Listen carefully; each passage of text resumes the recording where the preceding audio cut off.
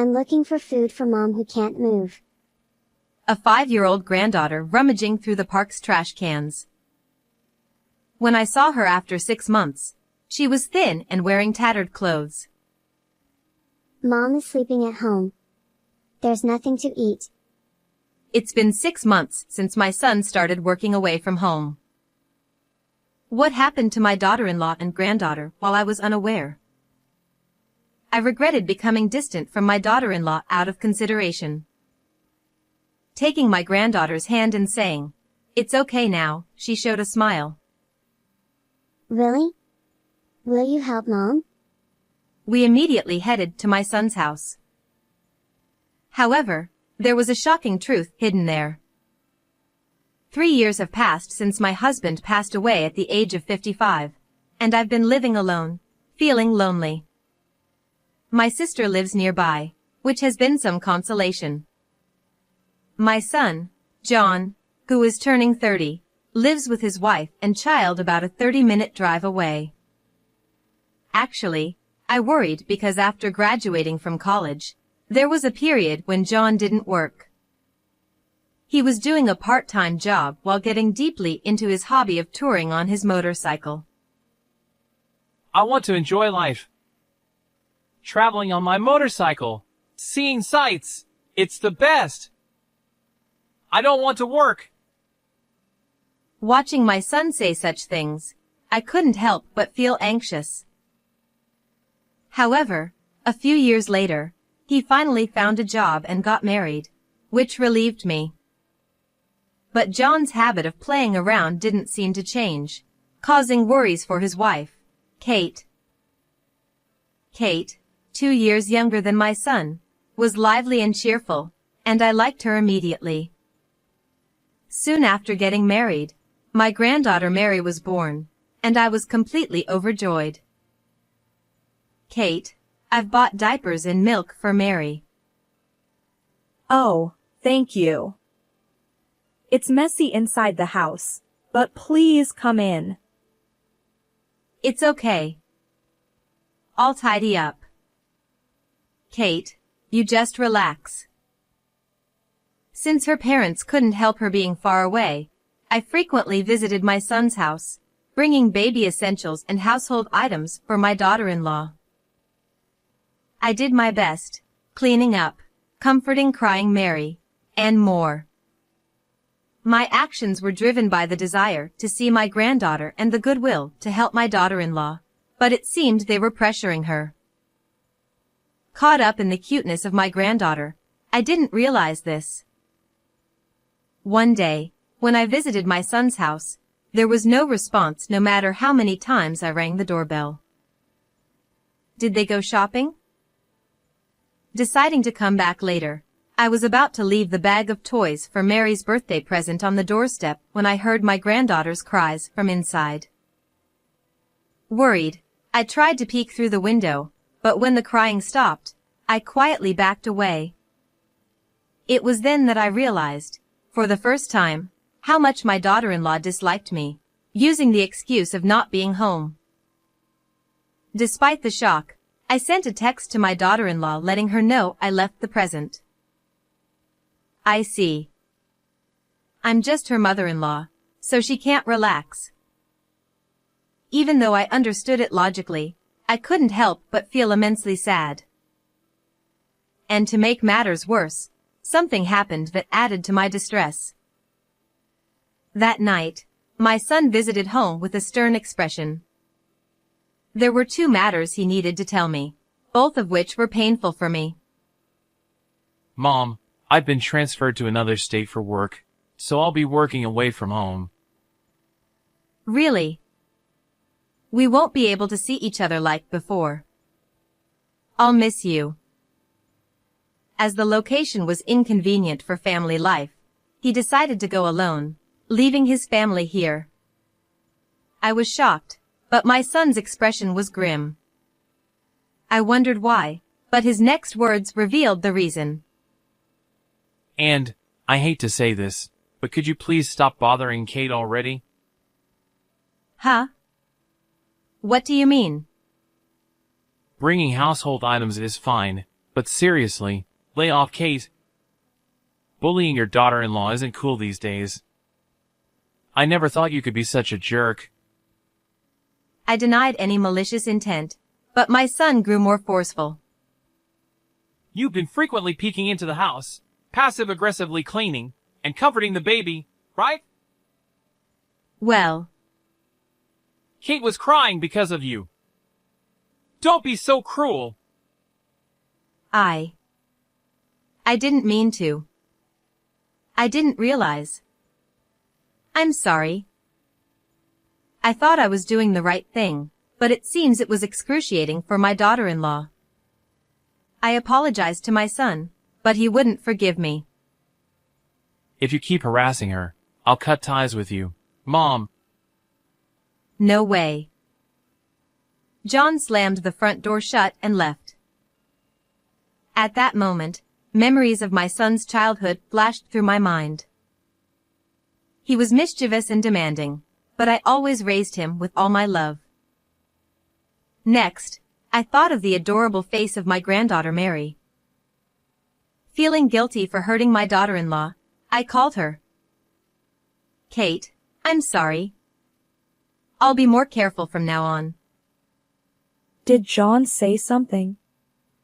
I'm sorry. I'm overwhelmed.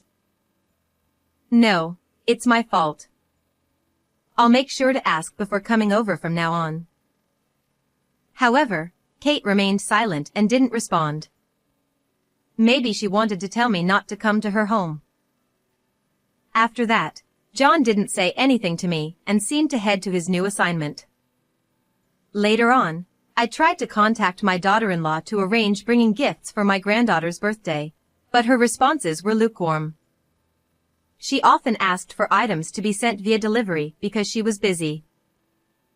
However, one day, Kate unusually called me. When I encouraged her to speak, she said, tearfully, Actually, we're short on money. Worried that my son's bad habits might be showing, I asked to meet her and discuss things at a cafe. Kate arrived alone, having left Mary with a friend. Her expression was very somber. According to her, since John started his solo assignment, he stopped sending money for living expenses. Then, she dropped an even more shocking bombshell. John seems to be having an affair. What? Kate continued. When I was video calling him, I saw women's clothes hanging on the wall in his room. When I said I would ask my son about this, Kate choked up, saying, I don't want to break up with him. I believe he'll come back to me. Feeling sorry for my hopeless son, I apologized to Kate. Kate then made a request, saying, I've started working part-time, but it's not enough. Could you send me $500 each month? Despite Kate's hesitance, it was all John's responsibility. I agreed without hesitation. Kate added, Also, I'm overwhelmed with work and can't clean the house properly. I don't want you to see it. I understand. Don't worry, I won't just drop by unexpectedly. Anticipating Kate's difficulty in saying it, I responded kindly with a smile. But what is my son thinking? Kate asked me not to tell John, but as a mother, I couldn't refrain from giving him my opinion. After parting ways with Kate and returning home, I called John that night. I subtly asked if he was cheating, but he seemed irritated and angry. Hey, Mom! Don't bother me with such trivial things. John, clearly frustrated from work, didn't outright deny cheating, so my anxiety only grew. After that, various expenses such as clothing for my granddaughter and medical bills when she fell ill started piling up, and Kate began coming to me for money. By this time, I couldn't see my granddaughter at all, but I believed it was all for the sake of dear Mary and my unfortunate daughter-in-law. So, I continued to provide money from my husband's inheritance and send allowances. Even when my son occasionally returned from his solo assignment, he never came to see me, only insisting over the phone. I'm so busy. Be nicer to Kate. I was torn apart, feeling lonely without being able to see my son, but I started dreaming of sweet Mary more often. Still, I convinced myself that as long as my granddaughter was living happily, it was enough. But looking back now, I should have gone to see my granddaughter. At that time, I never could have imagined things would turn out like that. It was a spring day, nearly a year into my son's solo assignment. My sister, who lives nearby, invited me to a cherry blossom viewing spot near my son's house. She was worried about my mood, but the sight of the cherry blossoms in full bloom lifted my spirits a bit. However, what caught my eye then was a small child rummaging through the trash can in the park. Concerned that the child might be alone, I approached. When the child looked up and our eyes met, I blinked and looked again in disbelief.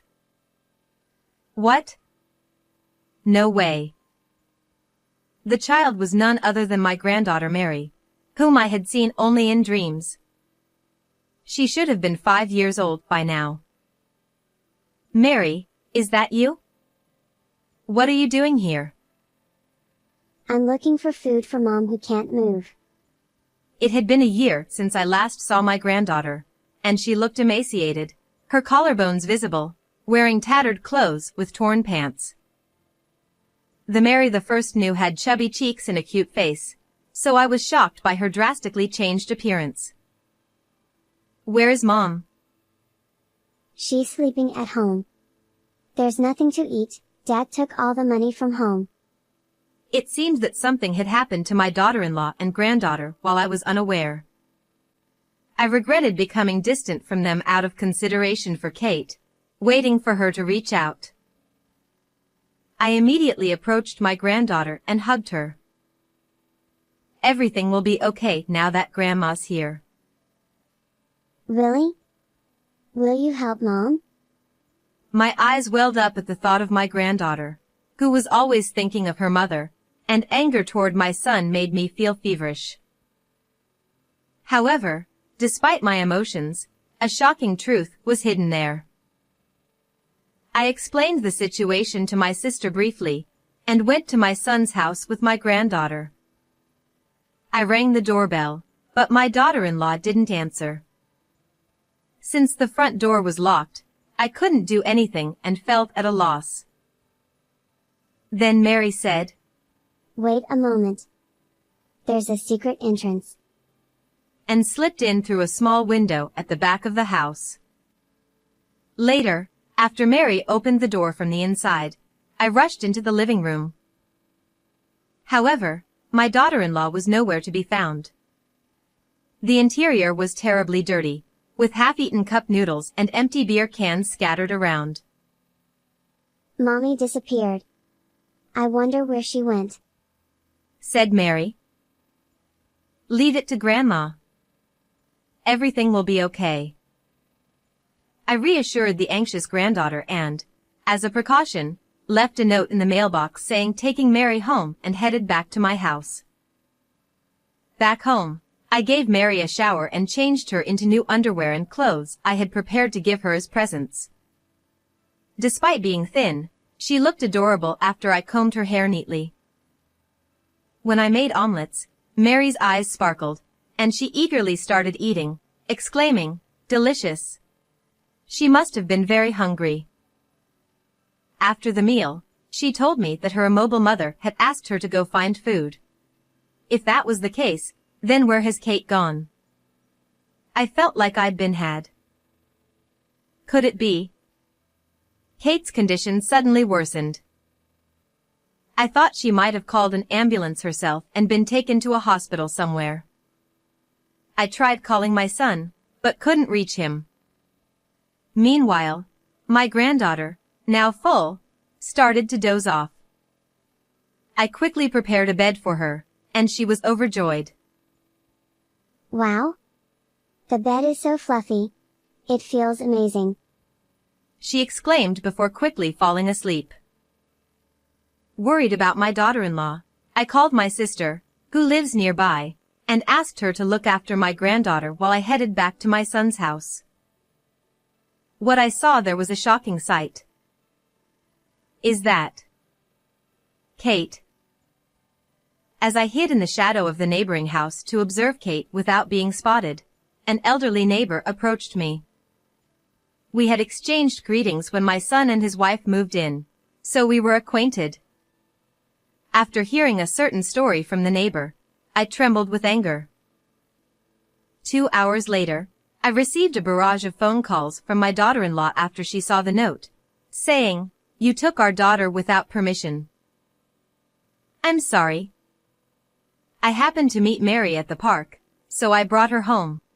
I intentionally played dumb and apologized. Taking her your home without permission is rude. I'm really sorry. I didn't mean to worry you. But since it's been a while, can you let her stay with us for 2 or 3 days? Please. I'll make sure to thank Kate generously. Huh? If that's the case, I don't mind, but there's one promise. Her proposal was, Since Mary has a habit of lying, please don't believe anything she says. I already knew the truth of the matter, but without letting on, I went along with her to reassure her. It's common for young children to do that. Understood.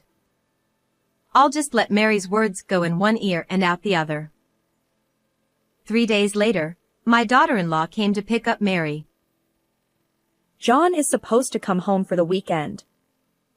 I need Mary to help with cleaning, so I've come to pick her up.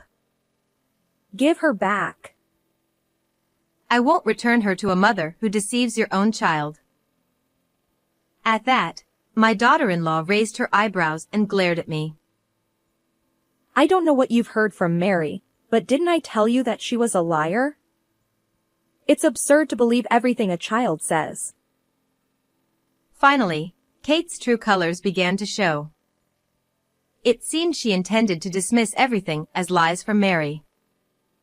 However, upon hearing those words in the living room, my granddaughter burst out crying and ran out. I'm not lying. I was worried about Mama. Seeing my crying granddaughter was heartbreaking. Not wanting to witness further arguments between adults, I asked my sister, who was at our house, to take Mary to the detached room. Then, I confronted Kate once again.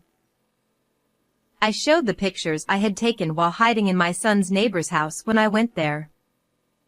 They depicted Kate in intimate poses with a young man, and another where she was slipping wads of cash into his pocket. Kate's expression changed for a moment, but then she burst into laughter. It was just a little fun. John is under my thumb, so I can manipulate him any way I want. If you keep this up, you'll never see your grandchild again. Furthermore, I shared what I had heard from the neighbor.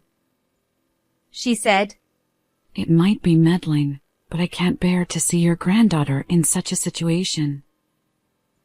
Kate, it seems you've been leaving Mary outside and frequently bringing young men into the house, right? The neighbors have noticed. What? I have no idea what you're talking about. Kate tried to play it off, but the neighbor had also taken videos and photos of her with her lover. According to the conversations in those videos, Kate had lied about her health to spend time with her lover, and she had cleverly concocted excuses like going to look for food to keep Mary from coming home. "I'll tell everything to John," I declared. Yet Kate continued to laugh. I've already told John that I'm being bullied by you, so he doesn't trust you. It's pointless to tell him anything. I'll just cry and tell him that you're lying.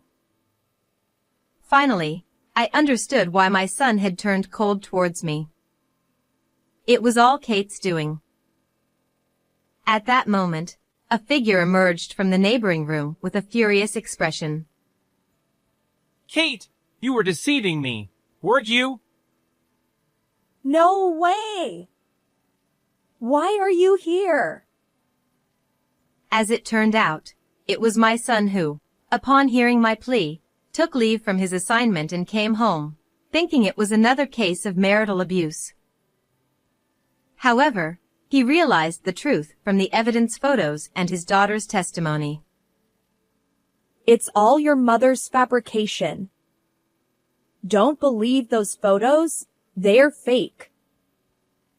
Are you saying Mary's lying too? I trust my daughter's word over yours. But although I hadn't been informed, my son had a change of heart after his child was born. He said he had worked day and night at his assignment to increase his income and sent substantial amounts of money for living expenses. Kate couldn't have been short of money. She had spent all the money she received from John and the allowances I sent on her young lover. Finally, John realized he had been fed lies by his wife about being mistreated. Mom, I'm sorry for all the terrible things I've said. It's okay if you understand.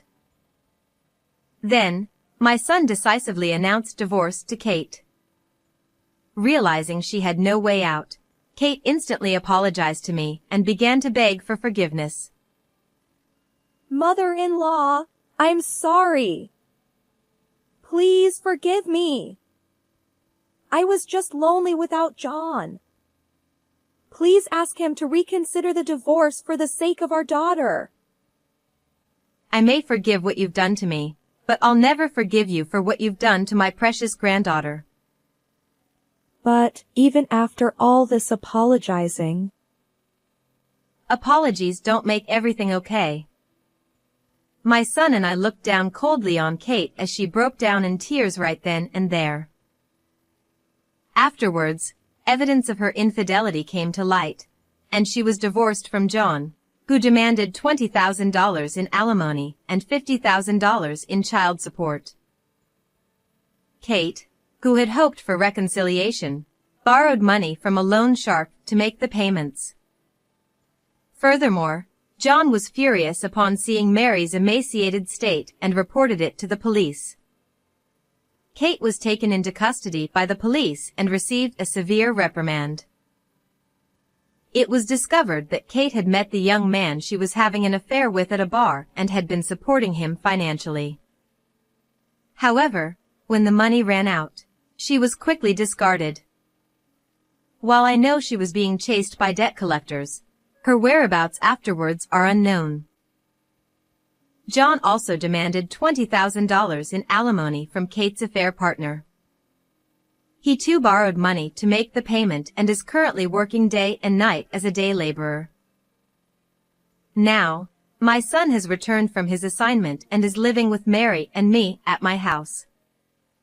A new life with my granddaughter, son, and me has begun. With more smiles from my granddaughter, I'm enjoying peaceful days. How did you find this story? Don't forget to subscribe to the channel. Well then, let's meet again in the next video.